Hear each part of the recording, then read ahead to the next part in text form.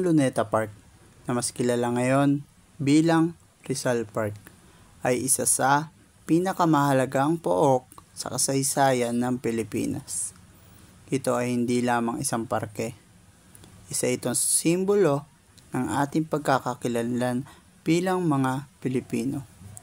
Mula noon hanggang ngayon, nagbago man ang anyo nito, nananatiling buhay ang diwa ng kasaysayan at kultura sa bawat sulok ng lugar. Noong unang panahon, kilala ang Luneta bilang bagong bayan. Ito ang naging lugar kung saan isinasagawa ang ilan sa mahalagang pangyayari sa ating kasaysayan. Pinakatanyag na rito ang pagbaril kay Dr. Jose Rizal noong Disyembre 30, 1896. Noon, ang paligid ay mas malawak at hindi pa gaanong napapaunlad. Ang mga tao ay pumupunta rito hindi para maglibang, kundi upang masaksian ang mga pampublikong pagbitay at mga kaganapang pampamahalaan. Sa paglipas ng panahon, nagbago ang imahe ng Luneta mula sa lugar ng kalungkutan tungo sa pook ng pag-asa at paggunita. Pagsapit ng panahon ng mga Amerikano at pagkatapos ng ikalawang digmaang pandaigdig, nagsimula ang unti-unting pagpapaunlad sa parke. Naitayo ang monumento ni Rizal na ngayon isa sa pinakakilalang landmark sa bansa. Dito rin idinaraos ang mga seremonya tuwing araw ng kagitingan, araw ng kalayaan, at iba pang mahalagang okasyon. Ang Luneta ay naging sentro ng pagkakaisa at pagmamahal sa bayan.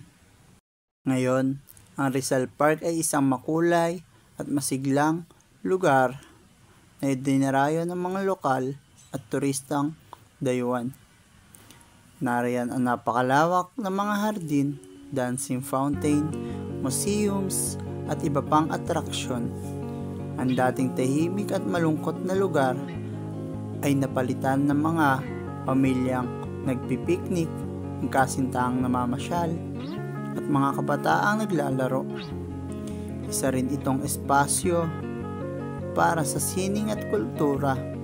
Madalas itong pagdausa ng mga palabas, konsyerto at pampublikong pagtitipon. Subalit, sa kabila ng modernong mukha nito, dala pa rin ng parke ang bigat ng kasaysayan. Ang monumento ni Rizal ay nananatiling paalala ng sakripisyo at tapang.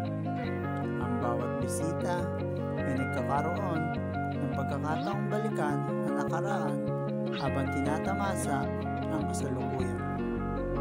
Ang kabuuan, ang Luneta o Rizal Park ay patunay na maaaring magtagpo ng kasaysayan at modernong pamumuhay.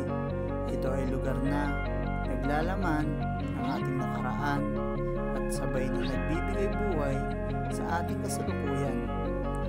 Noon man o ngayon, ang parke ay patuloy na nagsisilbing simbolo ng ating pagkakaisa, kalayaan ng pagiging Pilipino.